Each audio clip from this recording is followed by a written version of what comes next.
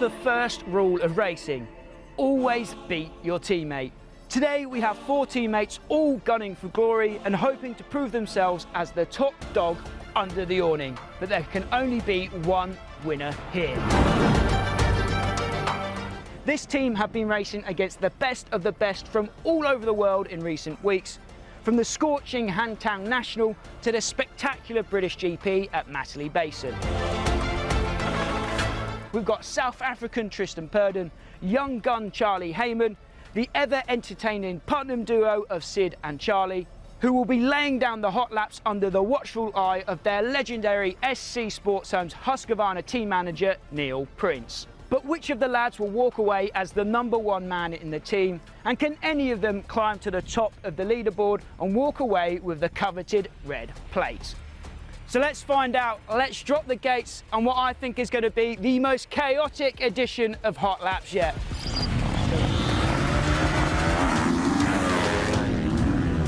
Welcome to Hot Laps, the show where every month we invite a different set of riders to come and show us what they're made of and lay down a fast lap. This is a battle for the ultimate bragging rights, so let's flame on and get started. In this episode, it's civil war as the SC Husqvarna squad go to battle. Who will be the fastest around Doncaster Moto Parc today? And will any of them be able to dethrone our current Hot Laps champion, Tommy Searle? Let's find out.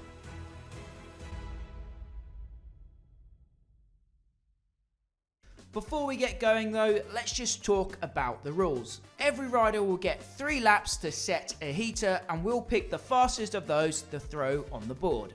The bikes used are the rider's choice and the conditions are the conditions. A crossbox device will be used to record all of the lap times and the rider at the top of the leaderboard at the end of the season will win the grand prize. Taking to the track first today will be Sid Putnham. He's the youngest of the bunch and he's riding his FC 250 today.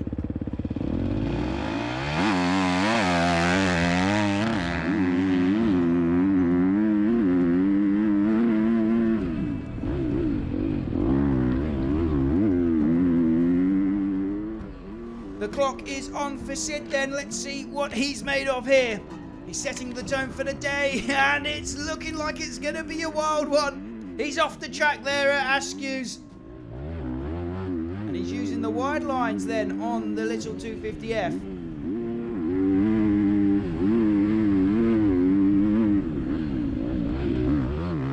Railing the inside rut there. So far, so good for Sid. He's looking fast. Yeah, he's going right in a minute. Oh, he doubled there, which is quite technical. He's doing all right. There looks to be a lot of urgency from Sid here. He knows the whole team is watching on. He's nailed the corner there, over the back side of the track. Inside line, a slight mistake there, but he still manages to get up and over the tabletop. Hangs up a little bit, again, swinging wide around the sweeper. So Sid opting to use a lot of the wide lines here, trying to carry as much speed as he can. Through the chicane he goes, a very important part of the lap. Over the middle tabletop, in front of his teammates. That inside line there after the tabletop is a bit greasy today, so it's looking unlikely that any of the lads will be able to use it. Tommy Searle and Billy Askew used that inside line to good effect last time out. Sid launches over the big new jump here at DMP. That's a big leap on the 250F, full stretched, fully tapped. He hangs up a bit on the second of the 2 tabletops there. Over the tunnel jump into the penultimate turn. In the corner to get lap 1 in the books. Sid will look to clean up a few sections on his second attempt.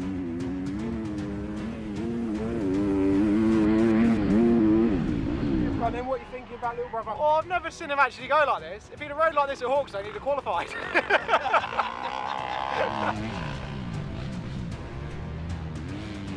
Throwing the bike round the inside there.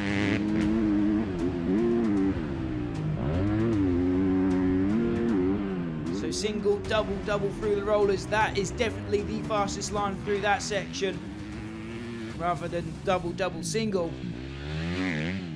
Oh, steps out of the rut there on the flat turn. I always say that's one of the key parts of the track. And a slight mistake there for Sid. He's making up for it. He's absolutely railed that corner. Drops his lap time by 5 seconds. If it's for Instagram, he's all in. So we're coming towards the end of the lap now. Sid has to give it everything he's got to climb as high as he possibly can up that hot laps leaderboard. Coming up to the big booter here, the old tree jump. And Sid, he's roosted the drone as well. Our FPV man Dan is fighting to keep that drone in the air as Sid rails the outside of paddock turn and sends it over the tunnel jump into the penultimate corner. There's one turn left for young Sid Putnam. Across the line he goes. Where will he end up? That's quite good. That was really good. good. Why can't you ride like that as well? I thought that yesterday. Camera on the weekends and everything. That was good. I don't think I got Neil covered though. I don't know. That's such a big jump, that big one. Little moment on the first lap as well. Oh yeah, I went off the track, yeah. I thought I'd get away with it, but then I realised I got a GoPro on. Next up is Charlie Heyman. He's hitting the track not on his race bike, a 250F today, but the 450 instead. Think that's fair to say then that Charlie Heyman means business. He's gunning for that top spot.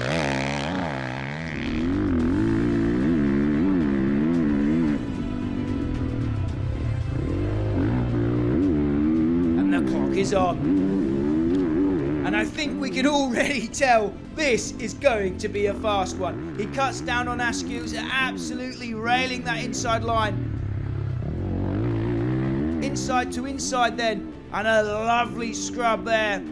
He's carrying so much momentum, so much speed around the track on this big 450. Just muscling that bike around the inside there, going wide before the rollers, soaking up the first one. Double, double. This is fast. On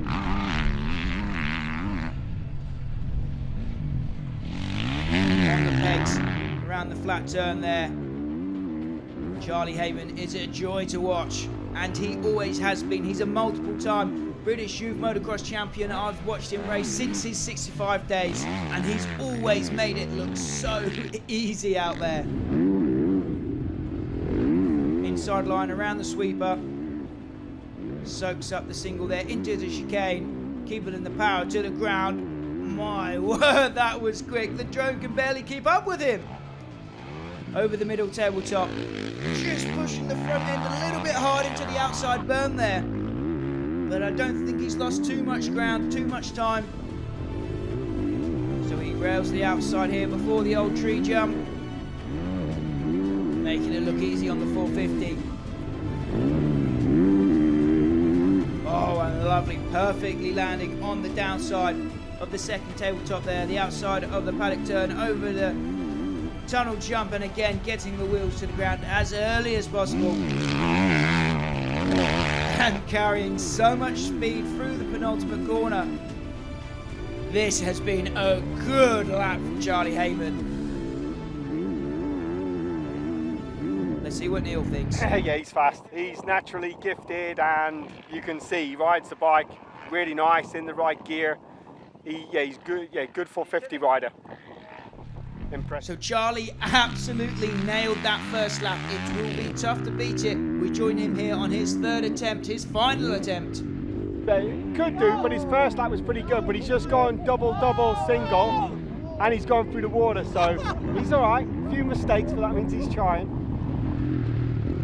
So there's a couple of mistakes here on this third and final lap for Charlie Heyman, and I'm just going to take this opportunity as we watch Charlie rail around Doncaster Moto Parc to tell you all about our sponsor 24MX. They're Europe's largest online motocross store, and they have you covered for all your dirt bike hard parts, accessories, pit products and so much more. They've currently got some great deals on their famous race tents, which are super easy to set up, durable and spacious. So if you're getting ready for the weather to turn and you're looking to get prepped for some off-season riding, be sure to check out the link in the description down below.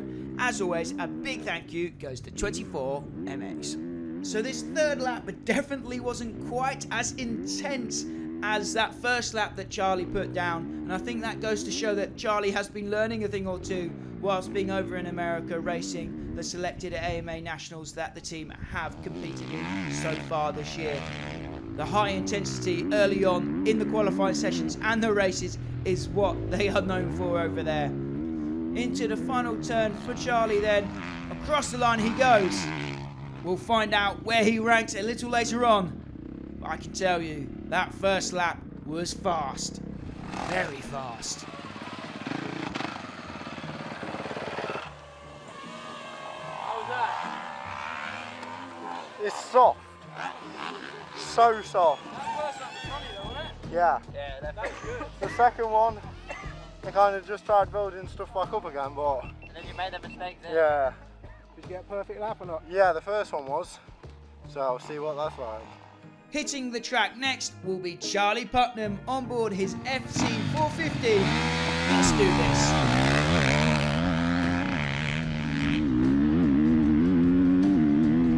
this. Charlie is away from the line then, he's about to set the clock ticking. They call him Showtime. We're about to find out if he's earned that nickname. The clock is on for Mr. Putnam. Into Askews he goes. Using the power, the grunt of that 450 well. Oh, a lovely little scrub there. That's a bit of Showtime coming out to play, I think. To the inside he goes. All the riders opting to use the inside here today. Again, single, double, double. That is the fastest way through the rollers for sure. This looks like a good lap for Charlie so far. Slight hesitation in the flat turn there. Again, nails the next left-hander up and over the far tabletop. Inside on sweeper. Oh, whoa, whoa, whoa! That's not the fast line. So that's a big mistake for Charlie on his first lap. He's going to have to try and make up for it on lap 2 or 3 then. Rails the outside of the bowl berm in front of the team. He's going to have to make up for that mistake next time around then. As we come up to the tree jump. There's a knack-knack. The Showtime has come to play. That's what we like to see. And I think because of that, we're going to have to rename the old tree jump. What do you think, guys? Should we call it the Putnam Leap, or should we just simply call it Showtime? Let me know your thoughts in the comments down below. What should we rename that jump?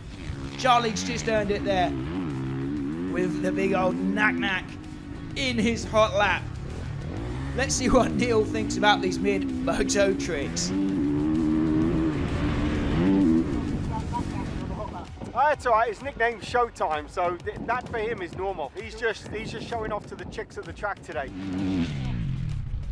So Charlie's going to have to piece together a solid lap here, no mistakes, if he wants to throw down a good time onto the leaderboard. But this lap is looking good. No mistakes so far from what we've seen.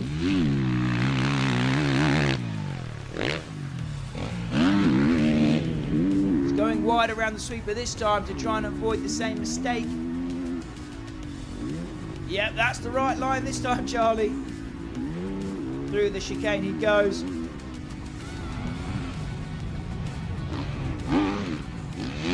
Rails the bowl berm. This is definitely a better lap from Charlie. No tricks this time over the Putnam Leap. Or is it Showtime? Let me know what you think we should call that jump down below. into the paddock turn for the final time. This has been a strong lap from Charlie, using all the power, all the might of that 450.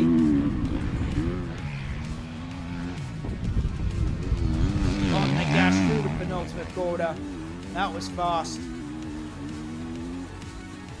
To the inside on the final turn. And up and over the finish line he goes.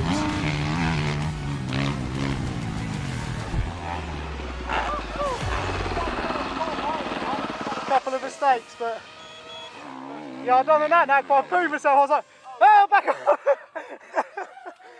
Oh, that first lap I messed that bit over there up.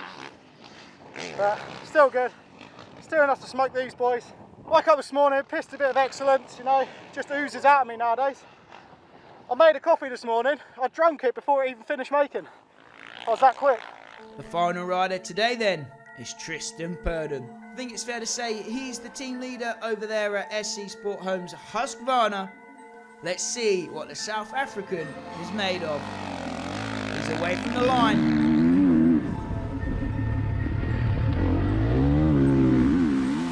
Be team leader, but is he the fastest? The clock is ticking and the pressure is on. He cuts down low through Askews as well, much like Charlie Heyman did on his lap.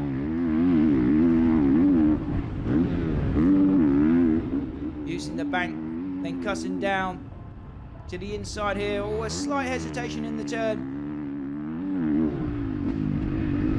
That's a nice line before the rollers. I really like that line there. Single, double, double, as we've seen all day long. Dropping down. Really nailed that turn. Probably the best we've seen all day long. And Tristan going to the outside on the sweeper as well. Interesting. We usually see the inside line become the more dominant line, but most of these guys have been using the outside today. A nice scrub over the middle tabletop. Oh, and that was fast around the bowl berm there. Just cutting it low out of the deep stuff. And over the Putnam leap he goes. A little bit sideways there, a little bit of showtime.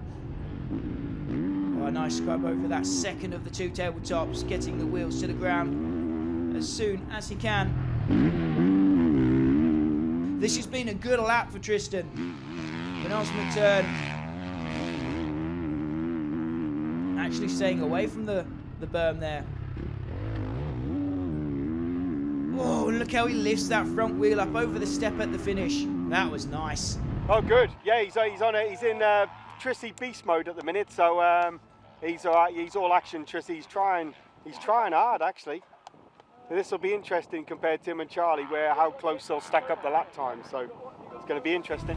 So that first lap was good from Tristan. Let's see if he can better it here in his final attempt. This is his third lap. We're joining him on now.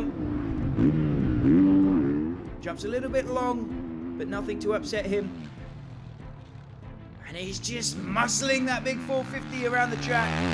What are you thinking, Charlie? I don't know, it's going to be close, but He's puckering. I don't know, yeah. He's puckering at the minute. seen a few mistakes, but I did make a few mistakes as well, so it works both ways, doesn't it? Tristan is a big lad and he's treating this 450 like a toy out there. Oh, he's nailed the flat turn. That was lovely. He maybe at a slight disadvantage going last. Some of the berms might have been blown out by the other lads. There was some sneaky strategies going on out there today for sure. We'll talk to all four of the lads after this, and we'll talk to Neil Prince, their team manager as well.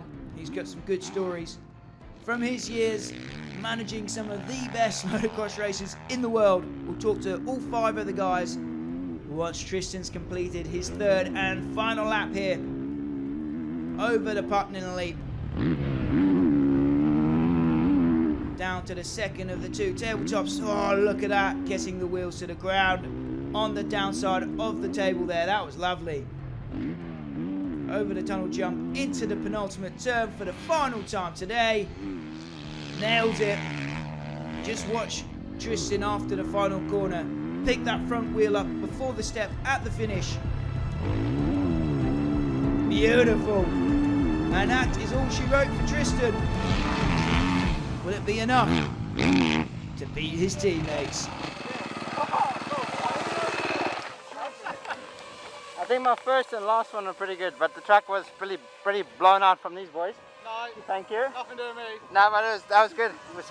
We'll wait and see what the times are. If you want to come and watch us film an episode of Hot Laps, you can do that by joining up to the DMP memberships. We'll be filming these episodes at the monthly DMP membership days. There's more information on screen and in the description down below. So you made the switch to being a team manager early 2000s, was it? Well, I was kind of coming to the end of my career. Then I rode for Cass Honda in '99. Then I was out running one night and my knee just popped just before Hawkstone Park. So I had to have it repaired, and that kind of finished that year for me because it took a long time to get back up, and I was kind of just tailoring off a little bit. Then I was fortunate to get more of a role into the Cass, and I was there for 11 years. So I had a good life, kind of worked with superb riders, to name a lot of riders, really good. That's my next question. Obviously, in those Cass years and then beyond as well, from what you've done in the last 10, 15 years, you've worked with some top riders, yes. Some great guys. Yes. 2 questions, and I'll put you on the spot here, and we'll exclude the current crop. Who was the most talented rider that you ever worked with in all of your teams? And which rider was your genuine favourite to have under the awning? Yeah, that's a tricky question. So if you look at talented, real raw talent, Billy McKenzie, like he had really raw talent. You know, he could ride a bike and he had tremendous amount of speed. And then it's difficult because you had Josh Coppins, Ken Dyker, Mike Brown, Jussi Vivalainen, Yoshi Takaradzuta, Gordon Crockard, so many riders. I don't want to miss any out. But my favourite has got to be Bobryshev. The guy's got a heart of a lion. He's just all round a genuine person. You know what I mean? I'm not saying anyone else in the team wasn't genuine. I'm not saying that at all. What I'm trying to say is, when we signed him to the team, I was actually given the question of who's that guy? Yeah, who's this kid? It was a little bit different words to that, but I was like, yeah, he can ride. I've seen him around Lommel. And what people don't know is we did a Grand Prix in Brazil, I think, and he crashed in qualifying. And when he crashed, he was pole position. Me and him flew there ourselves with one crate. This is in 2010. 2010. Yep. And then he punctured his lung in that crash. And then the week after was the British Championship at Silverstone. So I had to pay some money to get him out of the hospital because he didn't want to stay. It was really bad. And obviously his lung was punctured. That next week we flew home. We had to pay for a doctor to fly home with us on the plane. And then he competed the British Championship that weekend and proved that he could ride. And that kind of saved the British Championship for us and the team. And you ultimately won it that year. Ultimately won it. And yeah, he's genuine. One of my favourite riders. Let's move on then. Let's talk about the SC Sport Homes Husqvarna squad. You've been with this team for quite a few years now. Since 2019. Yeah. Since 2019. Give us a quick one-liner for each of the lads here today and introduce them and their personality. Right, so you've got Sid and Charlie Putnam. 2 brothers there, obviously. They're just characters, do you know what I mean? No, they're fantastic kids. Then obviously we have Charlie Heyman. And very similar to what I said about Billy McKenzie, Charlie Heyman is fluent on the bike. It comes easy. You see today on the laps, regardless of how he got on, when he rides a bike, I'm like, God, it looks like there's no effort. And he always has. I've seen Charlie ride since 65s. He's won a lot of British Youth Championships and he's always been head and shoulders above his peers. But I love working with him. Superb kid. His parents have done a real top job with him. I couldn't ask for a better kid on the 250F, if I'm honest, to join Sid. And then we have Tristan. Tristan is hard-working, genuine guy, really genuine guy, heart of gold. The team, you run it differently to anyone else in the British paddock, that's for sure. Obviously, you're a Husqvarna UK supported team, right? So you race the British Championship and you race races here. But you also make the effort to go over to America and race selected rounds of the AMA Nationals. How and why has that come about, and why do you choose to go to all of that effort and expense rather than go and race in Europe at the EMX or MXGPs? I'm very fortunate with my boss, Charlie and Syd's mum and dad, that they give that opportunity. So that opportunity to me is massive.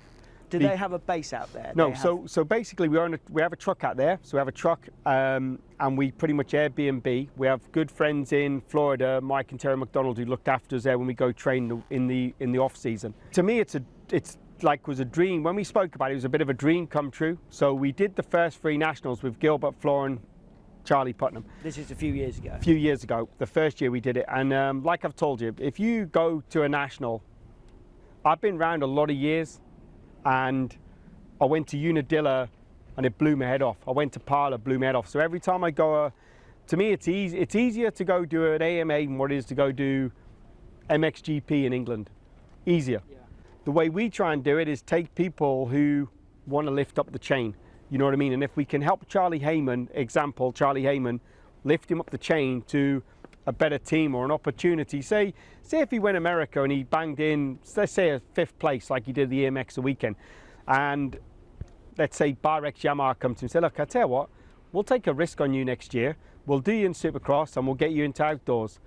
To me, that's a big step for a young kid. That's a step you're not going to get doing MXGP, I believe. Do you know what I mean? I know it sounds harsh. You might get a factory ride on a team, or you might get a team take you there, but I don't know, that's where we try and help them to progress forward. And we wouldn't hold back a rider if they got an opportunity. Like you can't stop them if they can keep stepping up the ladder, really. To me, every rider, if they've got a dream, would be to go there and do it. And you know, like I said, if we can give them, showcase them there, it's another option for them. Do you know what I mean? Final question for this part then. Give me some predictions for the boys today. For this, it's tricky because you want my positions. Yeah, where do you think these guys are going to rank? So Tommy's a wily old fox. He'll like me saying that, I think. Billy is a little bit like Charlie. He doesn't really speak to me, Billy Askew, so I'm not sure what he thinks about me, but he seems that he's a nice kid. He gets on with Charlie, so he must be a nice kid. Stephen Clark. Yeah, I didn't realise the gap was that big from Stephen to them. Stephen won't be enjoying that. He'll have to come back and redo it. Charlie and Tristan should be right with Billy and Tommy. 34 to 32. Tristan, tell us what bike you're riding today and why you're on it.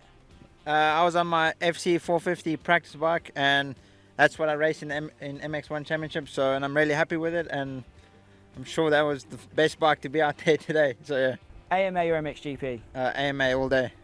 And for you, who's on your Mount Rushmore for motocross? Your 4 favourite of all time? Would be Ricky Carmichael, James Stewart, Chad Reed, and then Travis Pastrana was, even if he was more freestyle when I was growing up, but he was one of my heroes, so yeah. No South Africans on the list? Langston was pretty close, but those 4 were my main ones. Someone that you'd like to see come and do hot laps? I would like it more superbike riders or something, or just whoever I think is up for it. It's a good idea, and I think it's good for the sport to get new faces to it. And so I don't have a name, but it's a road racer. A road racer, I would say. All right, pass it down. We'll go to Mr. Putnam next.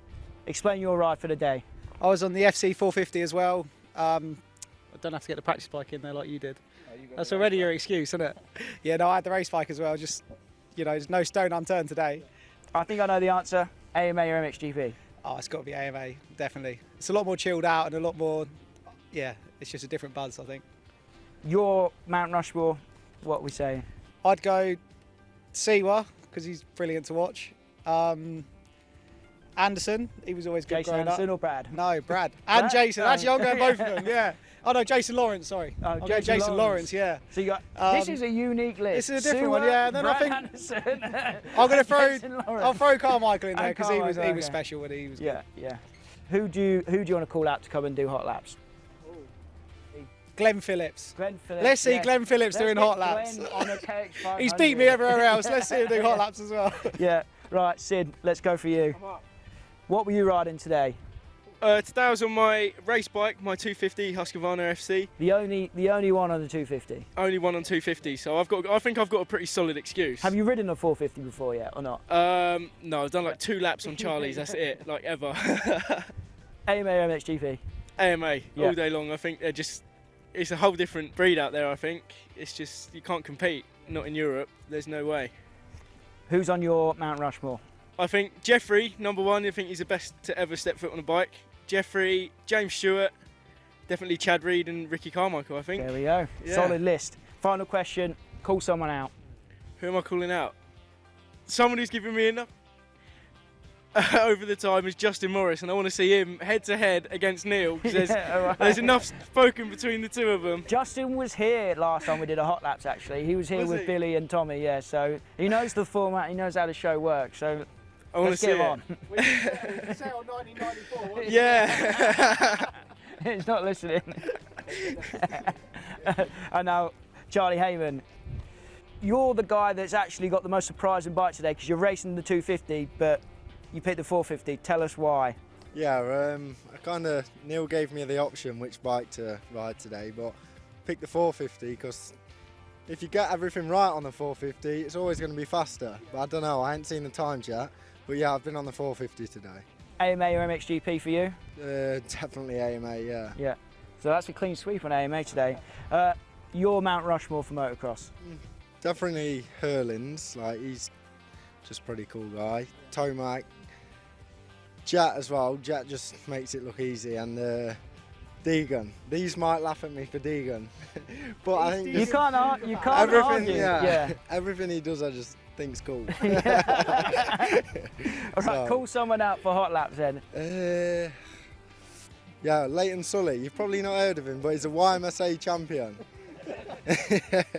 So, he'd be the top man. Yeah, there we go. The shots have been fired. Let's get them on. So, I've got the times in my hand now. As a tease, we did get all four of these lads to go out on the 125 as well and set some laps, but that'll be a future video. These times are on their race bikes or practice bikes they usually ride. So I've got Sid first. We'll go in the order that you went out on. Okay. I actually think you spelt Sid's name wrong. First and second name. At least it's a clean sweep. There's not much hope for mine. I didn't write this. So Sid, where do you hope to go on the board? I'd like to be top five. Top five. Yeah. Wait, before or after all the other times? Yeah. Before. Yeah. Sid Putnham, 141.53. There, just below Clarkey. So then next will be Charlie Heyman. Charlie Heyman, a 1:30. 2.32 second. You split him.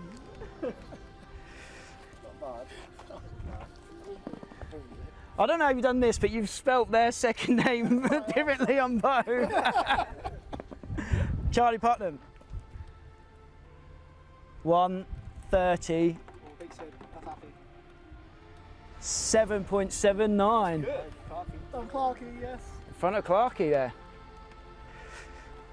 And then the final time, Tristan on the 450, a 1:30, 3.79. We have to move these up. Well done, mate. Hero. Well done, Charlie. Top time there, mate. There we go. Second place on the board, but the old fox, Tommy Searle, still hangs on. There we go then, boys. Thanks for coming on the show. Thank you very much. Cheers, boys. Thanks for having us. Thank you for having me. Cheers, lads. Cool. Yeah. You've been watching 999 Laser. My name's Max, and as always, thanks for watching. Until next time, we'll see you at the track.